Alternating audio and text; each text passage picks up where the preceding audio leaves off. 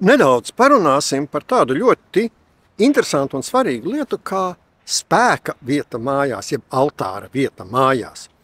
Jā, mēs visi zinām, ka ir kaut kādas īpašās spēka vietas, kurās varam aizbraukt, veikt kādus rituālus, uzlādēties, uzņemt enerģiju, bet šādas pašas spēka vietas mēs varam radīt arī katrs savā mājā, savā dzīvoklī.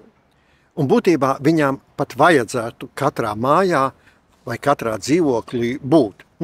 Nevienmēr ir, bet vēlams tomēr, lai būtu. Un jautājums ir, kā tad viņu izveidot? Pirmais ir darīt vai nedarīt, ir vienkārši darīt. Un vienmēr ir labāk, ja šāda vieta mājās ir izveidota. Tiesa gan, parunāsim nedaudz par tiem pašiem galvenajiem pamatprincipiem, kurus vajadzētu ievērot, lai viens vai otrs kaut kāds svinīgāka vietiņa kļūtu par šo spēku vietu. Tā gluži nav, ka jebkura priekšmeta kombinācija izveido un rada altāra situāciju. Nedaudz par tiem veidskiem principiem, kas ir vajadzīgi, lai altāra vieta veidotos. Te ir jāņem vērā tas, kā, lai izveidot altāru, ir vajadzīgi visi 5 pirmelementi. Visi tie fundamentālie ķieģelīši, no kuriem esam uzbūvēti mēs, šis visums, viņiem būtu jābūt pārstāvētiem tajā vietā, ko mēs saucam par altāri. Jeb spēka vietu savai mājai, savai dzīvoklim vai savam dārzam. Tātad pirmais, kam tur vajadzētu būt, tas ir uguns. Uguni pārstāvēt ir diezgan viegli, tā ir sveice. Iededzam sveice un uguns pirmelements ir klātesošs. Dažādos sarežģītākos, speciālākos altāros tur cilvēki novieto īpašos rituālos zīžļus, kas arī simbolizē uguns pirmelementu. Tad nākošais pirmelements, kuram altārī vajadzētu būt, tas ir ūdens. Vēl viena fundamentāla lieta, no kura mēs visi esam veidoti. Ūdens. Vienkāršākais veids, tā ir fiziska ūdens klātbūtne. Kāds trauciņš ar ūdeni, glāze ar ūdeni, bļodiņa ar ūdeni. Vai tas ir svētais ūdens vai kāds vienkārši parasts ūdens, tas jau ir atkarībā no tā, kā mēs jūtamies, kā mums vajag. Primārais noteikums ir ūdens elementa klātbūtne.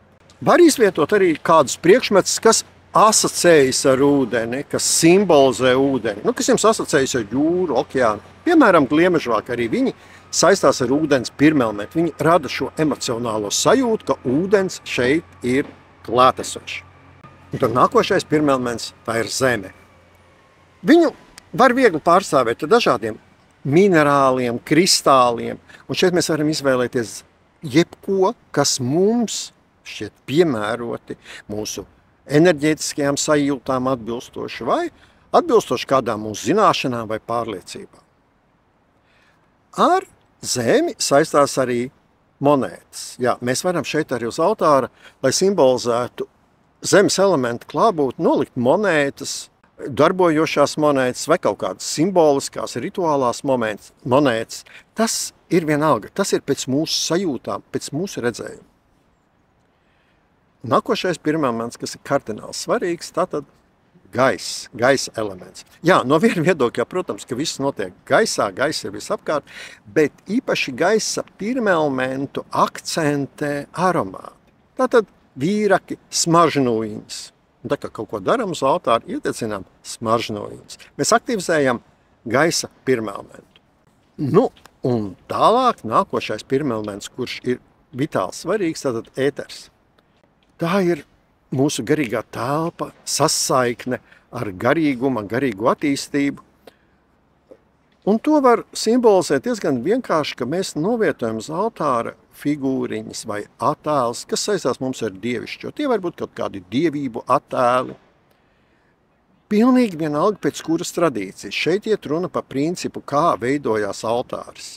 Ja mēs gribam likt budisma figūriņas, lūdzu, vai attēlus, vai veidiskos vai kristietības, tas ir pilnīgi vienalga kādus, bet kādus, kas saistās ar dievišķu. Šie ir tādi ļoti fundamentāls pamatlietas, kas ir svarīgi, lai uz altāra viņas būtu. Ja mēs veidojam altāri sev, ja mēs veidojam, protams, kaut kādus publiskos altārus citiem cilvēkiem, tad tur ir vesela virkne ļoti speciāli noteikumi, bet sev tad viens šis fundamentālais pamatprincips ir tas, lai tur būtu klātesoši visi pirmelementi un tajā formā, kā mēs tos personīgi saprotam, un tādā veidā, kas mums saistās ar katru no šiem 5 fundamentālajiem pirmelementiem. Tālāk, protams, vēl uz altāra mēs varam novietot pilnīgi jebko, kas mums šķiet dzīvē svarīgs, ko mēs gribam, lai tas dzīvē vairojās, aug, kas mums ir kaut kādas fundamentālas pamatvērtības dzīvē. Mēs visu varam likt. Tas ir mūsu personīgais, individuālais altārs. Altārim vēlams pēc vediskās sistēmas, lai viņš atrastos ziemeļaustrumu sektorā mājai vai dzīvoklim, vai arī austrumu sektorā. Un ja mēs viņus tur tā izvietojam, tad novietojam viņu tā, kad, ja mēs veicam kaut ko pie altāra, darām viņu, meditējam, skaitam mantras, veicam kādus rituālus, tad mēs paši esam vērsti ar skatu austrumu virzienā. Altārs var atrasties arī pašā ģeometriskajā mājas vai dzīvokļa centrā, ja tas ir iespējams. Protams, ja jums ir kaut kāds neliels vienistabas dzīvoklis, tur nevienmēr to vienkārši var izdarīt. Tad izvietojot altāri tur, kur tas fiziski vienkārši ir iespējams. Vienmēr ir labāk, ja altārs ir, nekā ja viņa nav. Ja jums ir liela māja, vai jūs projektējat māju, jūs varat ieplānot altāra vietu. Tas būtu ļoti vēlams un ļoti pareizi tā darīt. Taisnība ir arī tas, ka altāris nav gluži tā vieta, kas mums būtu īpaši jāizrāda visiem, un ja ir iespējams, tad labāk ir parūpēties par to, lai altāris nav īsti mūsu viesiem redzams. Uz viņiem neatiecās mūsu intīmās attiecības ar dievišķo. Tad tie, kas izvieto altāru atsevišķā istabā, tas ir ļoti vienkārši. Tā ir altāra istaba, kurās tiek ielaisti tikai tie cilvēki, kuriem mēs uzticamies. Arī cilvēki, kas izdara tā, ka altārim aizvelk priekšā aizkariņu, ja atnāk, teiksim, ciemiņi. Tas ir, protams, pēc iespējas. Tā ir tikai rekomendācija, kas būtu labi, ja to var izdarīt, bet ja to nevar, mēs darām tā, kā mēs to varam izdarīt. Altārs, tas ir tāda garīgās enerģijas ieplūdes vieta mūsu mājā, mūsu dzīvokļiem. Un jo vairāk mēs pie altāra strādājam, meditējam, enerģētiski viņu uzlādējam, viņš uzlādējās ar vien vairāk un vairāk, jo mēs viņu vairāk darbinām, viņš sāk veidot arī ap sevi tādu aizsardzības lauku.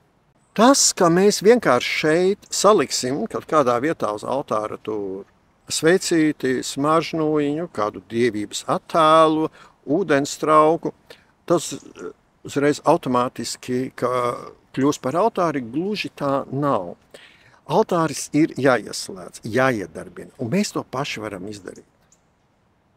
Mēs varam skaitīt kādas speciālās mantras vai lūkšanas, atbilstoši tai garīgai tradīcijai, kurā mēs dzīvojam. Mēs varam to darīt vienkārši paši savās domās, lai iedarbinātu altāru, tātad iedegt sveci, pieskarties zemes pirmelementa simbolam, pieskarties ētera pirmelementa simbolam, iedegt smaržņojiņu un pašrakstīt to ūdeni, kas mums uz altāra stāv. Un šādā veidā mēs vēl piedevām varam iedomāties, ka šīs stihijas ienāk mūsu dzīvē, dod mums spēku, vada mūs, virza mūs. Mēs varam arī viņas palūgt, lai viņas to dara. Priekš sevis mēs to darām tā, kā mēs to jūtam, kā saprotam. Tā arī būs pareizi saviem vārdiem. Priekš citiem, ja to dara, tad šeit ir vesela virkne ļoti speciāli noteikumi, kas ir jāievēro. Altāra ieslēgšanu būtu vēlams veikt katru dienu, katru rītu. Iedegt svecīt, smaržņojiņu, pieskarties samam zemes pirmelementa simbolam, pašrakstīt šo ūdentiņu vai vienkārši pamērcēt pirksts un kāds pāris pilītes uz altāri izsmidzināt. Tas ir tīri pēc sajūtām. Katrā ziņā ir svarīgi veidot ar altāri savas intīmās attiecības. Kā mēs ar viņu komunicējam, kādiem vārdiem, kādā veidā, ir dziļi vienalga visai pārējai pasaulē. Tas ir svarīgi tikai mums pašiem, katram personīgi. Bet svarīgi ir, lai būtu šis kontakts, lai viņš veidotos un lai viņš būtu regulārs. Uz altāra, jā, mēs veicam dažādus rituālus, lūkšanas, un priekšmeti, kas atrodas uz altāra, viņi enerģētiski uzlādējās. Mēs varam, teiksim, kaut kādu rituālu laikā uz altāra novietot savus grēdzenus, jantras vai kādus citus priekšmets, tur krēles, vēl kaut ko, viņas enerģētiski attīrās un enerģētiski uzlādējās. Arī būtībā mūsu kaut kādas svarīgie priekšmeti, ja viņi šķiet mums enerģētiski piesārņot, varam nolikt uz altāru, lai pastāv. Jo, ja altārs jau ir iekopts, viņš ir enerģētiski uzlādēts un viņš enerģētiski attīra visu to, ko mēs uz viņa novietojam.